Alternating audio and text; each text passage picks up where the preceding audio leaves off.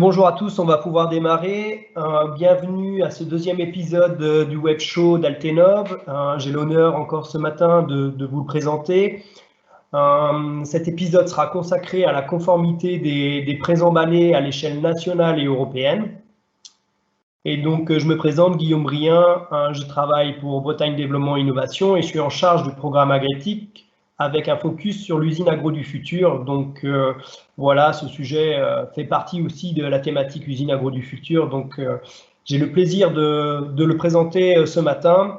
Je serai accompagné d'un expert d'Altenov, Gildas Le Bourdonnec. Je vais le laisser se présenter rapidement et puis on va aborder ce sujet qui est le contrôle de la conformité poids-volume des préemballés. Oui, bonjour à tous et déjà merci de participer à ce web show. Vous êtes nombreux et on est vraiment très contents. Donc je suis Gildas Le Bourdonnec, chargé d'affaires à PGC. Donc je m'occupe de la commercialisation d'une solution logicielle pour le contrôle des préemballés, donc avec Fabrice Boutmy, Éric Bordet et Damien Thébault. Donc PGC, c'est une filiale du groupe Altenov. Altenov, c'est 450 personnes, je le rappelle, qui fait du logiciel depuis 40 ans. C'est un groupe indépendant. Et PGC, nous sommes 23 personnes spécialisées dans la métrologie, que ce soit pesage en priorité, mais aussi température, hygrométrie et pression. Donc nous faisons de la vente, de la vérification, de la réparation d'IPFNA, d'instruments de pesage à fonctionnement non automatique, qu'on utilise notamment dans le contrôle des préemballés. Et nous faisons aussi de la vérification et de la réparation d'IPFA, les trieuses notamment, utilisées aussi pour les préemballés. Super, merci Gildas. Donc on va traiter vraiment un sujet sur la conformité poids-volume des préemballés. C'est un sujet qui touche le réglementaire, mais pas que. Ça fait appel à la performance industrielle, à l'optimisation des procédés, à finalement la consommation de matière, etc. Donc on a pu voir qu'en 2004, il y avait via des autocontrôles officiels des taux de 20% de non-conformité. On va y revenir tout le long de ce webinaire avec Gildas. Avant de commencer ça, je voulais juste vous informer que vous pouvez poser des questions dans le chat directement, au fil de l'eau, et on abordera vos questions à la fin de cet épisode. Donc n'hésitez pas à poser vos questions et on y répondra à la fin de ce web show. Donc en introduction, pour commencer ce web show, j'aurais quelques questions toutes simples, Gildas, à te poser. C'est déjà me définir qu'est-ce que c'est un préemballé. Oui, alors je rappelle ce que c'est un préemballé, effectivement. Donc c'est un produit qui est conditionné en l'absence du consommateur, de l'acheteur, sur lequel il y a quelques exemples à l'écran, sur lequel est inscrit un poids ou un volume à quantité fixe. Donc ce sont des préemballés qui sont conditionnés en lot, en forme de lot, et l'idée justement c'est de vérifier que le lot est conforme par rapport au poids. On doit s'assurer que dans le lot, la quantité moyenne du préemballé est supérieure ou égale à la quantité affichée sur le préemballé. Alors, je fais un petit zoom sur le petit E que vous pouvez voir apparaître sur certaines étiquettes. Sans le petit E, c'est pour la commercialisation au niveau national. Et avec le petit E, c'est pour la commercialisation entre pays européens et parfois aussi un signe demandé par la grande distribution. Et on verra que quand le petit E est apposé sur les préemballés, ça demande d'aller plus loin dans les contrôles à réaliser. Ok, super. Et on voit que finalement, ça traite tous les produits, que ce soit de l'agroalimentaire jusqu'à d'autres secteurs finalement. Ah oui, bien sûr, il n'y a qu'à rentrer dans un supermarché, par exemple, le nombre de préemballés dans un supermarché, c'est phénoménal, et effectivement, tous les produits qu'on utilise au quotidien sont souvent conditionnés sous forme de préemballés. Ok, super. Gilda, en 2004, on a vu un taux de non-conformité à peu près de 20%. Il y a eu un guide derrière des bonnes pratiques qui a été édité par la DGCCRF derrière pour les industriels agroalimentaires et pas que. J'ai des questions d'abord avant de commencer. Ça veut dire quoi DGCCRF et quel est leur rôle finalement? Alors, la DGCCRF, c'est la Direction générale de la concurrence, de la consommation et de la répression des fraudes. Donc, c'est elle qui veille aux bonnes pratiques dans les usines pour que les industriels remplissent des lots de préemballés conformes. Et ils sont aussi amenés à faire des contrôles de bon remplissage. Ils sont amenés à aller dans les stocks, à vérifier si effectivement les produits sont bien remplis, et ils peuvent être amenés aussi à poser des sanctions quand il y a des dérives avérées. Ok. Donc maintenant, quand je commence à lire un peu le guide des bonnes pratiques, ou en tout cas la synthèse du guide des bonnes pratiques, parce qu'il y a eu beaucoup d'articles là-dessus, je me dis que ça ne va pas être si simple que ça. Est-ce que tu peux, Gilda, nous dire une vue d'ensemble, déjà nous donner une vue d'ensemble sur ce guide des bonnes pratiques d'un point de vue réglementaire? C'est quoi le contexte réglementaire actuel? Voilà, donc je vais faire un petit historique. Donc les textes qui touchent les préemballés datent des années 1976-1978, qui précisent donc au niveau des lots ce qui est demandé pour être conforme, mais n'expliquent pas vraiment les démarches des industriels en fait pour bien contrôler en production et donc de produire des lots conformes. Donc c'est vrai qu'en 2004, il a été relevé que 20% des lots commercialisés sans le petit e étaient non conformes, et 13% avec des préemballés avec petit e. Donc le 6 juin 2014, effectivement, est sorti un nouveau guide de la DGCCRF qui vraiment remet à plat les choses et qui précise ce que chacun doit respecter en fin de compte pour limiter les lots de non conformes en fait.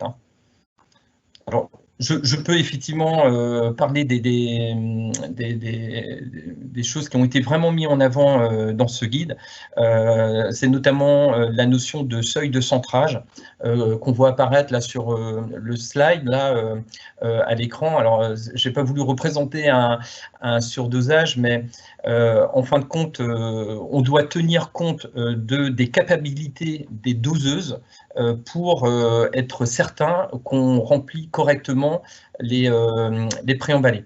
Et du coup, on peut être amené à viser un seuil qui est plus haut que la quantité nominale affichée sur les préemballés. Donc ça, c'est vraiment quelque chose qui a été très important de signaler dans le guide. Ce qui est très important aussi et sur lequel on insiste bien, c'est la maîtrise de la tare. C'est très important de bien suivre l'évolution de sa tare, de la contrôler, de la surveiller. Et l'autre point, bon, c'est pas une nouveauté, mais c'est vraiment remis en avant, les cartes de contrôle qui sont à mettre en œuvre quand on appose le petit e sur les préemballés. Avec des limites qui sont utilisées dans ces cartes de contrôle, qui ne sont pas ni TU1 ni TU2, on en reparlera un peu plus tard, mais qui sont bien définies dans ce guide. Ok, super. Donc, trois notions vraiment à retenir: seuil de centrage, maîtrise de la tare, et puis les cartes de contrôle. Et on y reviendra un peu plus en détail derrière. Maintenant, je comprends bien. Maintenant, pour un industriel, comment ça se passe si on ne respecte pas tout cela? Quels sont les risques finalement encourus pour les industriels vis-à-vis de cette non-conformité? Donc le risque à produire des lots défectueux, et ben on peut s'exposer à des amendes déjà, donc ça peut déjà être un vrai problème, des réclamations de clients que personne n'aime, des plaintes de consommateurs, et aussi engendrer du travail supplémentaire pour remettre en conformité des lots dont on se rend compte trop tard qu'ils sont non conformes sur les quantités nominales et les défectueux. Ouais, c'est sûr que si on a une non-conformité et qu'on s'en rend compte 3-4 heures après, on a tout à reprendre derrière. C'est ça. Ok. Et donc à l'opposé, c'est quoi les bénéfices possibles si on suit bien cette conformité pour un industriel? Eh ben déjà, tout le monde gagne en sérénité, hein, que ce soit les équipes qui s'occupent de la conformité des lots. Hein. On sent bien que c'est quand même une source de tension, de stress, hein, de ne pas être sûr de produire des bons lots. Hein. Donc que ce soit les dirigeants ou les équipes sur place. Hein. Et l'autre gros avantage de bien suivre aussi les remplissages, c'est pas de faire de surdosage inutile avec des pertes de matière. Donc ça, c'est vraiment aussi un bénéfice de bien contrôler le bon remplissage des préemballés. Ça évite aussi de perdre du temps, hein, comme on l'a vu tout à l'heure, en faisant de la main-d'œuvre inutile à rendre des lots conformes en remélangeant les préemballés entre eux. Enfin bon, il y a plusieurs méthodes, mais c'est toujours embêtant de perdre du temps à refaire le travail.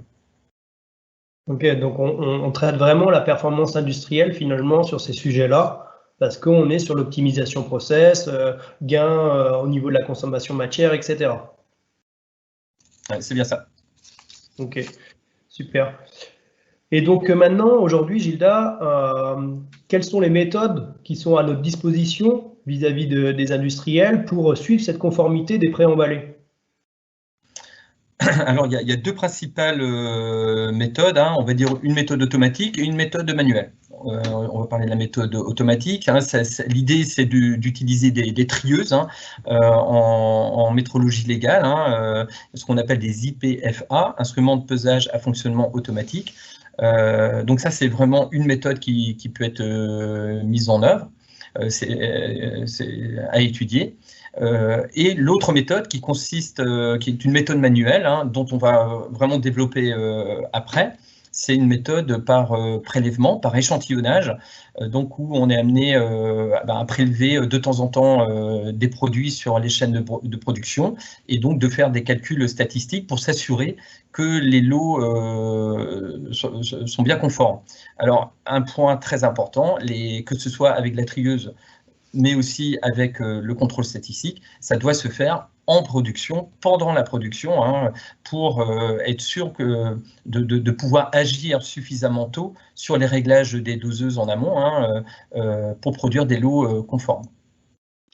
Donc, ok, on a une solution vraiment automatique et l'autre une solution manuelle, mais est-ce que cette solution manuelle aussi, obligatoirement, il faut l'automatiser? Alors, obligatoirement non. On peut toujours utiliser le papier crayon hein, si on le souhaite. Excel, on peut s'aider d'Excel aussi au besoin. Hein, mais voilà, les résultats ne sont pas forcément immédiats. Il peut y avoir des décalages. Et notamment avec la position du petit e, où là, c'est quand même beaucoup plus compliqué d'avoir tous les résultats et faire tous les calculs en production. Suffisamment rapidement, parce que je rappelle avec petit e, on doit contrôler en production, mais un lot avec petit e doit être conforme sur chaque tranche horaire. Donc il faut vraiment être dessus et s'occuper de ça très régulièrement. Ça peut vite représenter un volume de données important à gérer finalement, et Excel, on peut être vite débordé avec ce type d'outil qui est à la mano, quoi. Voilà, c'est ça l'idée. C'est ça l'idée. Et donc, nous, on a réalisé un logiciel hein, qui s'appelle SQCBox. Hein. On montre ici les démarches à réaliser pour l'utiliser. Et effectivement, un logiciel dédié à ça est beaucoup plus pratique, convivial et traite les données beaucoup plus rapidement, parce qu'il y a une puissance de calcul effectivement très rapide.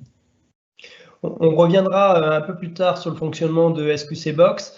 Juste avant de traiter ça, j'aimerais te poser une question là-dessus sur comment en fait un industriel fait pour choisir entre ces deux méthodes, une qui est trieuse automatique et je sais sûrement plus coûteuse et une solution plus logicielle derrière statistique. Est-ce que tu peux nous donner les avantages et les inconvénients de manière très, très grossière sur ces deux options que les industriels peuvent avoir pour contrôler la conformité finalement des pré-emballés? Oui, alors on n'est pas vendeur de solutions de trieuses, donc on peut prendre des réserves quand même sur ce que je vais dire, mais le coût forcément des deux solutions va rentrer en ligne de compte par rapport à l'investissement de départ. Ça, c'est sûr que c'est quand même un point important. L'environnement joue beaucoup, puisque l'environnement peut impacter directement sur la qualité du matériel qu'on est amené à utiliser, donc à augmenter encore les prix des trieuses notamment, mais aussi des balances, mais dans des moindres mesures quand même. Il y a la variété des produits qui est important aussi, hein, on va dire les quantités nominales à contrôler. Une trieuse va être moins polyvalente qu'une solution par balance. Donc voilà, pour choisir, de toute façon, c'est du cas par cas, on va dire, hein, mais que l'étude doit être faite. C'est vrai que l'avantage d'une trieuse, c'est qu'il y a moins de main-d'œuvre, hein, puisque les contrôles sont permanents. En sortie de ligne, on contrôle tous les pré-emballés. Elles sont intéressantes quand il y a des écarts type forts de production, parce qu'elles peuvent permettre d'éliminer des défectueux. Il peut même y avoir une interaction entre la trieuse et la doseuse, avoir bien sûr les conditions de mise en œuvre, mais ça peut être un avantage, c'est-à-dire qu'en fonction des résultats de la trieuse, elle agit sur la consigne de la doseuse, donc à voir. On connaît on connaît la vraie moyenne du lot. Donc ça, c'est quand même le côté intéressant des trieuses. Maintenant, comme on l'a vu, les inconvénients, c'est le coût. Là, clairement, ça peut être dissuasif. Donc, que ce soit l'investissement de départ et aussi l'utilisation, parce qu'une trieuse va coûter plus cher qu'une balance à vérifier tous les ans, puisque c'est obligatoire, à réparer. Les réparations sont forcément plus chères sur une trieuse. Et il y a quelque chose aussi à prendre en compte, c'est la place. Est-ce qu'il y a suffisamment de place dans la chaîne de production existante pour mettre en place une trieuse? Donc c'est voilà, un point aussi important. Et savoir aussi qu'est-ce qui se passe si la trieuse est à l'arrêt, si elle est en panne. Voilà, comment on fait? Donc ça, c'est quand même aussi des points à prendre en compte. Alors du coup, la solution avec une solution logicielle avec une balance qui est quand même plus simple, on voit que les inconvénients qu'on vient de voir avec les trieuses deviennent des avantages. Hein, ça coûte moins cher à l'achat, à la vérification, à la réparation, ça prend moins de place et ça n'arrête pas une ligne de production. C'est plus polyvalent hein, sur les pré-emballés contrôlés, puisqu'à la limite, il n'y a pas de limite. Hein, on peut même mettre plusieurs balances pour contrôler tout un panel de pré-emballés. Donc voilà, grosso modo, ce qu'on peut dire, ce que moi je peux dire en tout cas, sur les choix qui peuvent être faits. Ok, merci Gilda. C'est sûr que le critère de l'encombrement au sol est quand même important. Je ne sais pas, est-ce que tu as une ordre d'idée entre une trieuse, la place d'une trieuse au sol et la place d'un poste avec logiciel, c'est de l'ordre de combien? La dimension d'une trieuse dépend beaucoup de la quantité nominale qu'on est amené à contrôler. Par exemple, des bidons d'1 litre, 5 litres, forcément, on va avoir des appareils assez gros hein, pour accepter ces produits-là. Et de toute façon, bon, c'est pas énorme, hein, une trieuse, hein, mais ça doit s'insérer dans la ligne de production, alors qu'une balance va pouvoir se mettre en parallèle. Donc, elle ne rallonge pas une ligne de production. Donc, c'est tout l'avantage. Ok, super. Et donc, ça me fait rebondir sur un item qu'on avait pu échanger finalement vis-à-vis de la cadence Est-ce que c'est un critère pour choisir l'une des deux solutions ou ce n'en est pas un? Non, non, non, les cadences, non, n'est pas vraiment un critère, hein, parce que si vous avez des doseuses avec des faibles écart-types en amont, qui vont produire des préemballés très, très réguliers, vous pouvez avoir des cadences phénoménales, hein. Les contrôles et les calculs d'échantillons à faire vont montrer qu'il n'y a pas tant que ça d'échantillons à prendre, et du coup, non, il n'y a pas, c'est pas un critère de choix de la cadence. Le critère, ça peut être la dispersion des préemballés, hein. Si on a des préemballés avec un fort écart-type, hein, c'est-à-dire des poids très différents de l'un à l'autre, là, la trieuse, oui, peut s'avérer plus judicieuse. Ok, super. Est-ce que maintenant tu peux revenir sur la genèse finalement du projet? Comment vous êtes venu finalement à créer une solution logicielle chez PGC vis-à-vis de ces problématiques-là? Alors, l'élément déclenchant, clairement, a été la sortie du guide, hein, qui, pour nous, était un vrai cahier des charges et un vrai éclairage sur ce qu'il y a à mettre en œuvre chez nos clients. Un autre point qui nous embêtait aussi à l'époque, c'est que il y avait pas mal de matériel qui devenait obsolète, qui devenait très compliqué à maintenir. Voilà, ça c'est les deux facteurs importants.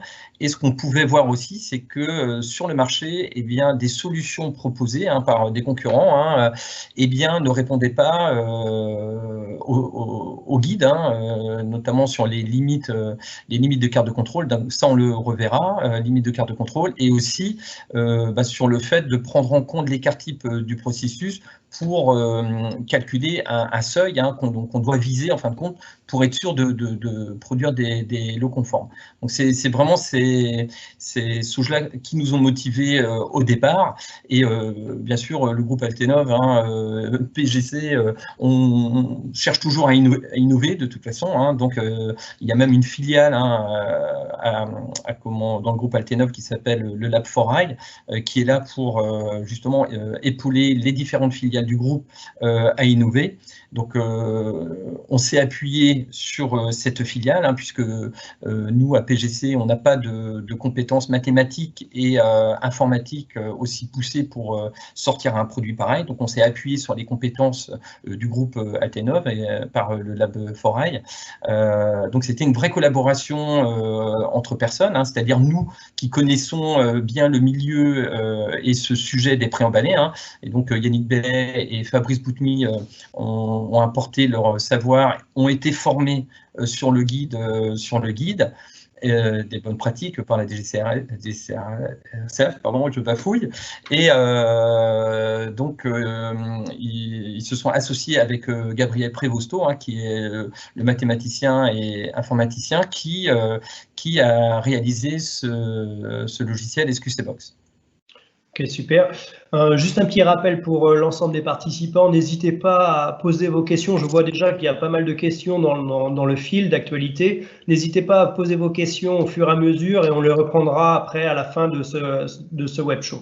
Donc Gilda, pour enchaîner derrière, est-ce que tu peux nous expliquer concrètement le fonctionnement de votre logiciel que vous avez développé qui s'appelle SQCBox? Je sais que vous avez une slide là-dessus. Est-ce que tu peux nous donner une vue d'ensemble finalement du fonctionnement de SQCBox? Alors la vue d'ensemble, on peut la mettre à l'écran, effectivement. Je ne sais pas si vous la voyez là pour le coup. Voilà, donc voilà une présentation macro. Donc un logiciel avec on le verra tout à l'heure, hein, je vais faire une petite démo, mais on a une page d'accueil, hein, qui permet de créer les produits. Donc c'est un logiciel qui s'installe soit sur tablette, soit sur des PC industriels. Donc ça tourne en Windows 10, hein, donc c'est très polyvalent. Cette fameuse tablette, on la connecte à une balance qui peut être existante, qui est récupérée, hein. On travaille avec plusieurs marques de balance, hein. Il n'y a pas de marque propriétaire là-dessus. On communique avec plusieurs marques de balance. Une fois que tout est connecté et paramétré, on lance des contrôles statistiques sur le lot en cours. Et donc là, on voit apparaître déjà une page pour petit e avec des cartes de contrôle et la courbe de Gauss et les conformités affichées. Et ensuite, une fois que le lot est clôturé, on peut retrouver les rapports d'essai qui peuvent être classés, qui peuvent être transférés. Voilà. Donc voilà, d'une façon macro, comment ça fonctionne. Je ne sais pas si je parle d'une prise d'échantillon, comment que ça se passe. Comment, Gilda, je pense que maintenant, pour garder un peu du temps aux questions-réponses, parce que je vois qu'il y en a pas mal, est-ce que tu peux nous faire concrètement une démonstration rapide de ce que c'est SQC Box en situation réelle? Oui, alors le temps de lancer mon application.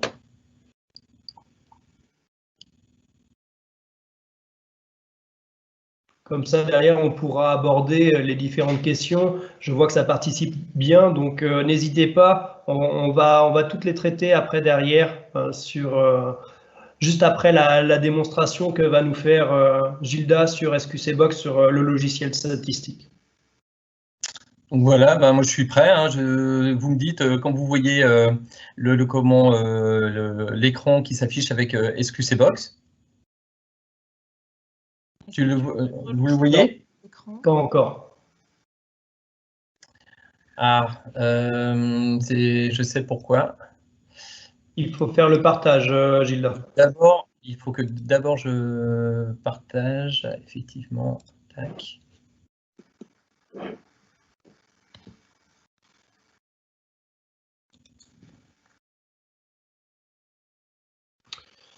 Donc Gilda va juste partager son écran et va demander le contrôle pour partager son écran et on va pouvoir faire la démonstration en live rapidement de ce que c'est SQC Box avant de traiter les questions-réponses. Alors, est-ce que vous le voyez là? Toujours pas.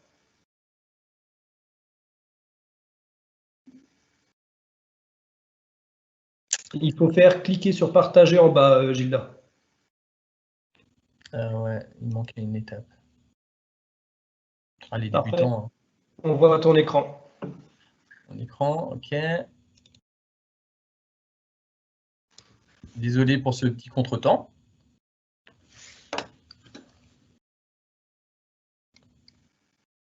Donc là, est-ce que vous voyez SQC Box? C'est parfait. Tu peux expliquer au fur et à mesure et prendre 3-4 minutes pour faire une démonstration de SQC Box. Comme ça, il nous reste 10 minutes pour faire les questions-réponses. D'accord. Donc la page d'accueil, admin ou utilisateur, on arrive direct sur la liste des produits. Je vais en créer un avec vous. Comme ça, vous allez voir le nom du produit. Alors, je vais marquer Web 1, par exemple. Voilà. Code produit. Voilà, groupe. Donc, ça peut être machine A, machine B, etc. On peut mettre des commentaires qu'on retrouvera ensuite dans les rapports. Numéro déjà utilisé. Hop, ignorer. Quantité nominale. Donc là, je rentre la quantité nominale du préemballé qu'on souhaite contrôler. On peut travailler en volume ou en poids, ce qu'on va faire. Ici, on rentre le nombre d'échantillons qu'on souhaite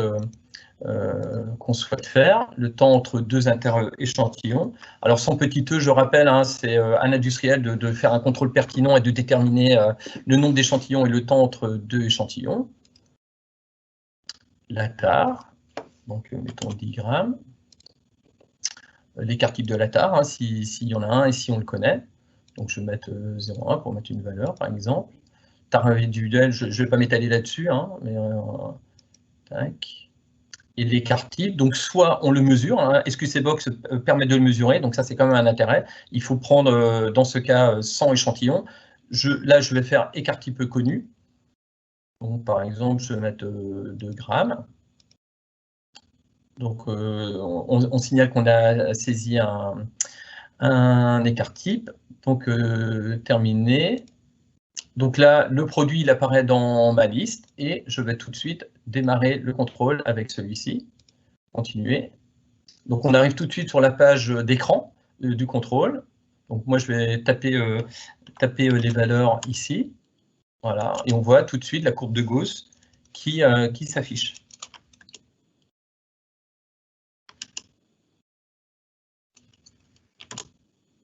Voilà, donc avec les résultats. Donc là, on a une fenêtre sans petit e, tout simple, hein, où on contrôle hein, la moyenne et la moyenne cible. Donc on voit bien ici que la moyenne du lot est supérieure à la moyenne cible qui a été calculée. Et vous voyez d'ailleurs ici qu'elle est supérieure à la quantité nominale du prix emballé.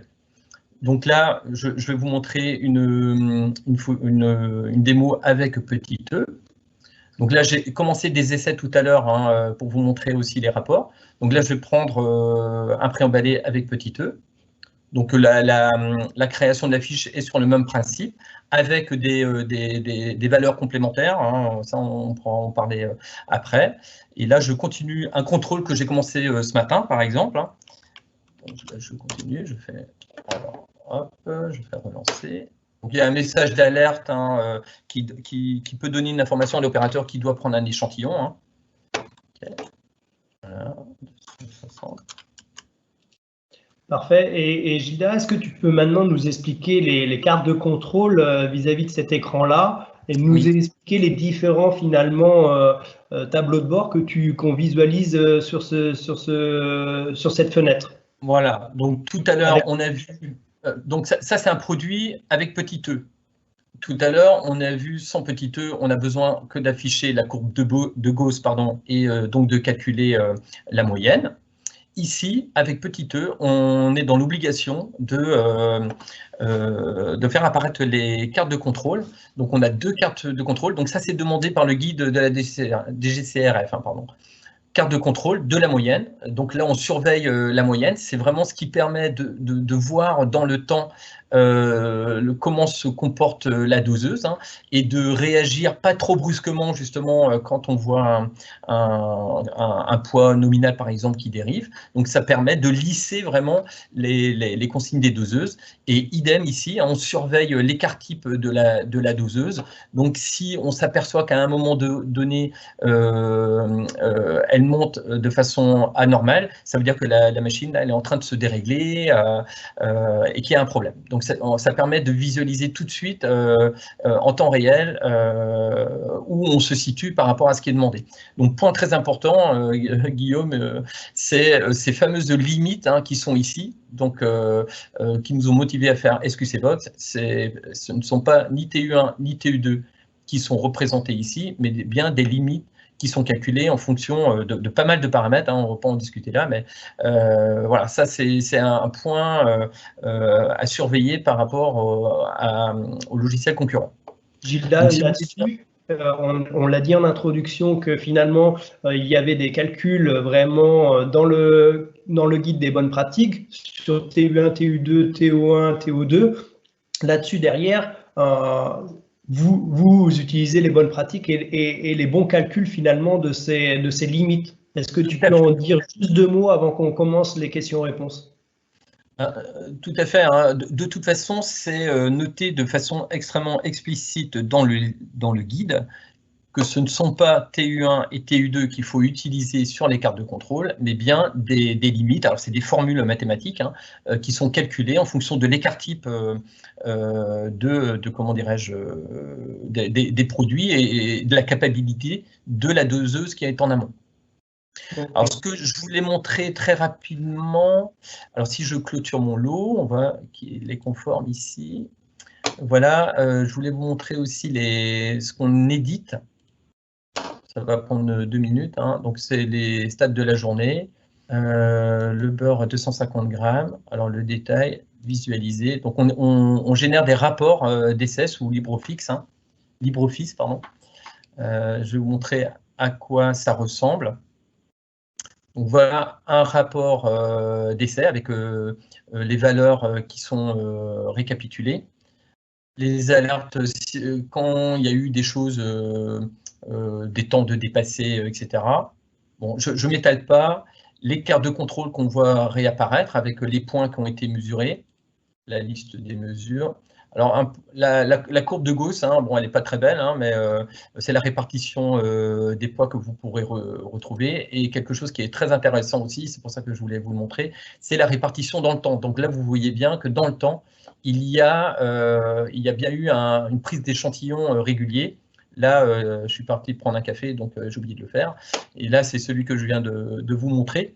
Donc ça, c'est les rapports que vous pourrez trouver avec l'SQC Box. Super, merci. De toute façon, s'il y a des renseignements supplémentaires, on vous donnera les contacts derrière à la fin de ce web show. On va pouvoir attaquer les questions-réponses, puisqu'il y en a pas mal. N'hésitez pas à les poser au fur et à mesure. Là, je vais commencer. Donc, Gilda, première question. Quand le contrôle se fait par échantillonnage, quelle doit être la taille de l'échantillon par rapport à la taille du lot? Alors, tout dépend si on est avec petit e ou sans petit e. Sans petit e, c'est à vous, à l'industriel, de quantifier le nombre de produits qu'on va trouver dans un échantillon. Un échantillon, c'est un groupe de produits, hein, pour resituer les choses. Donc, on va en mettre 4, 5, 6, 7, voilà. Donc, en règle générale, c'est à peu près ça, sans petit e, 5, de 5 à 10, voilà, et au moins une fois par heure. Donc ça, sans petit e, bon, voilà. Après, il y a plein de cas, hein, donc ça, c'est vraiment à la charge de l'emplisseur de les déterminer. Avec petit e, là, de toute façon, il faut tout calculer. Donc là, SQC Box va tout vous calculer, le nombre de produits dans un échantillon, tous les combien de temps il faut faire un échantillon et éventuellement le surdosage qu'il faudrait faire pour être sûr de commercialiser un lot conforme, le tout en tenant compte de l'écart type et de la capacité de la doseuse. Ok, super. Tout en introduction, on avait parlé de 20% de non-conformité. C'était dans un article que j'ai pu lire dans Process Alimentaire que tu m'avais fourni. Est-ce que c'est uniquement sur l'agroalimentaire ou c'est tout secteur confondu? C'est tout secteur confondu. De toute façon, les préemballés, on le sait, cosmétiques, produits d'entretien, etc. C'est vraiment les produits pour l'automobile, hein, les bidons d'huile, etc. Tout ça, ce sont des préemballés, les sacs d'aliments, les sacs de farine. Enfin, non, ça concerne tous les préemballés. Hein. Ok, super. Une autre question, Gilda, c'est peut-on faire les calculs finalement après le conditionnement une fois le lot fini? Ben, normalement, non. Non, l'idéal est de faire des contrôles en production. Ça, c'est quand même très important, notamment avec petit e. Là, il n'y a même pas le choix. Mais si on veut être sûr de produire un lot conforme et ne pas avoir à retravailler les lots derrière pour être conforme, ben, l'idéal, c'est de faire des contrôles en production. Et comme je l'ai dit tout à l'heure, avec petit e, de toute façon, le lot doit être conforme à chaque tranche horaire. Donc là, avec petit e, de toute façon, vous êtes obligé de contrôler la tranche horaire, chaque tranche horaire. Ok, parfait. Et puis, comme tu viens de l'énoncer, ça évite quand même de retraiter des lots si c'est déjà fini a posteriori, quoi. Oui. Quelle solution lorsque la tare des contenants est très variable? Exemple, poterie, culinaire. Un contrôle unitaire au remplissage suffit-il, sachant que le préemballé peut être x2, x4, etc. Alors là, j'ai pas très bien compris. J'ai l'impression qu'il y a deux questions là. Ouais, il y a deux questions. Donc c'est d'abord la première, quelle solution lorsque la tare des contenants est très variable? Apparemment, ici, c'est le cas de poterie culinaire. Oui, alors je réponds déjà à celle-là. Hein. Là, de toute façon, pareil, hein, et SQC Box le fait, mais de toute façon, il y a une formule pour savoir si on peut utiliser ou pas une valeur moyenne de tare. De toute façon, c'est un point très important du guide. Hein. Donc, il faut faire un contrôle de tare. Donc, il y a une formule pour ça. Et là, on voit si on peut utiliser une valeur moyenne. Si oui, si on peut utiliser une valeur moyenne. Toutefois, il faut malgré tout la surveiller dans le temps. C'est quand même très important. Donc, si le calcul échoue et qu'on ne peut pas faire de tare moyenne, et bien dans ce cas, il faut, c'est ce qu'on a vu tout à l'heure dans une petite fenêtre tare individuelle, il y aura deux façons de le faire. Soit on pèse un préemballé rempli, on le pèse en brut, on le vide et on repèse la tare. séparément. Donc ça, c'est quelque chose qui est possible à faire. Enfin, voilà, chaque cas, on va dire, est différent, mais il faut effectivement en tenir compte. Donc là, j'ai répondu à la première partie de la question, j'ai l'impression. Et ensuite, deuxième, mais après, peut-être qu'il faudra communiquer après ce web show, c'est le contrôle unitaire au remplissage. Suffit-il, sachant que le préemballé peut être x2, x4? Je ne sais pas du tout si tu comprends. Si, je vois bien. Alors, c'est aussi une vaste question et qui s'étudie à chaque fois. C'est-à-dire, ça va dépendre aussi de ce qui est inscrit sur l'empaquetage final. On a vu qu'il y avait pas mal de cas. Donc, clairement, là, il faut étudier cas par cas en fonction si c'est rempli. Chaque préemballé est rempli individuellement ou par 4 déjà. Si sur un pot de ce qu'on veut, il y a des indications de poids ou pas, et s'il y a des indications, quelles sont les indications, et quelles sont les indications ensuite sur l'empaquetage global. Donc tout ça, ce jonglage-là, bon, il y a une décision à prendre en fonction de tout ce qui est écrit. Ok, rapidement parce qu'il nous en reste beaucoup et il nous reste plus beaucoup de temps. On va essayer de les traiter rapidement. Est-ce que SQCBox a été validé finalement? Voilà, donc nous, j'ai parlé tout à l'heure d'experts chez nous qui sont allés en formation. Ils ont même été en formation avec Monsieur Grenier, hein, qui a écrit le guide pour s'assurer de la bonne compréhension du guide. On s'est appuyé sur le Lab 4i pour les mathématiques et l'informatique. Et on a, comment dirais-je, été suivi en fait par un expert hein, du sujet, hein, Monsieur Pia, de ces RS Agro, qui, voilà, avec qui on a élaboré ce produit pour être sûr qu'il réponde aux besoins dans l'industrie en fait, et par rapport à ce qui est demandé avec le guide. Ok, peut-être que derrière cette question, c'était une certification. Est-ce que vous avez été certifié ou quelque chose comme ça? Alors, certifié, il n'y a pas de certification en termes de comment on appelle ça, comme une balance sur laquelle il y aurait une vignette. Hein. C'est toute une démarche qui a été validée hein, de construction de logiciels, de suivi des évolutions, de prise en compte de ce qui est demandé dans le guide. Les calculs ont été vérifiés en manuel. Voilà, donc c'est une démarche, on va dire, globale et démarche qui a d'ailleurs été vu aussi par des organismes de contrôle chez nous pour savoir si on avait bien fait la bonne démarche justement pour le suivi de conception de ce produit. Super. Pendant combien de temps doit-on garder des résultats d'échantillonnage? Alors, ça c'est aussi assez variable suivant les pays, etc. Mais de tête, je crois que c'est 2 ans qu'il faut au moins garder les traces de ce qui a été fait. Alors, sans petit e, je vais pas me prononcer, mais les bonnes pratiques veulent ça quand même si c'est pas imposé dans les textes. Dans les textes, à la limite, si vous faites bien le travail, déjà, ça suffit, mais il vaut mieux garder quand même les résultats. Par contre, avec petit e, eh bien, c'est 2 ans hein, de tête, comme ça, parce que j'ai pas tout ça en tête, mais je crois que c'est 2 ans qu'il faut garder ça, et je me demande s'il n'y a pas aussi une notion de durée de vie de produit, donc il se peut qu'il faut garder les résultats le temps de la durée de vie du produit. Ok. J'ai quatre dernières questions qu'on va traiter avant la fin du web show. Comment sont raccordées les balances au logiciel, port RS232, port Ethernet?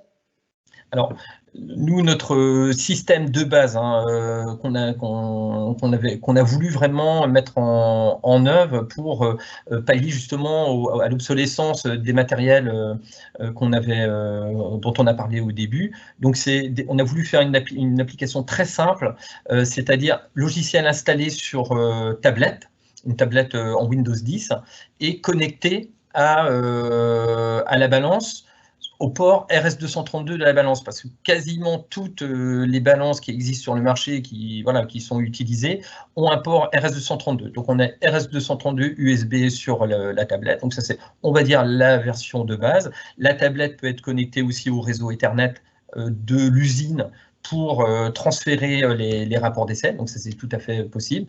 Et dernier cas, c'est l'installation du logiciel SQCBox sur un PC industriel, auquel cas, là, ce PC industriel peut être raccordé au réseau informatique de l'usine. Super, merci Gilda. SQCBox permet-il de trouver les limites des cartes de contrôle? Oui, complètement. C'est le point fort des SQCBox. Je n'ai pas montré exactement comment que ça se passe, mais il vous suffit de jongler en connaissant les cartes types.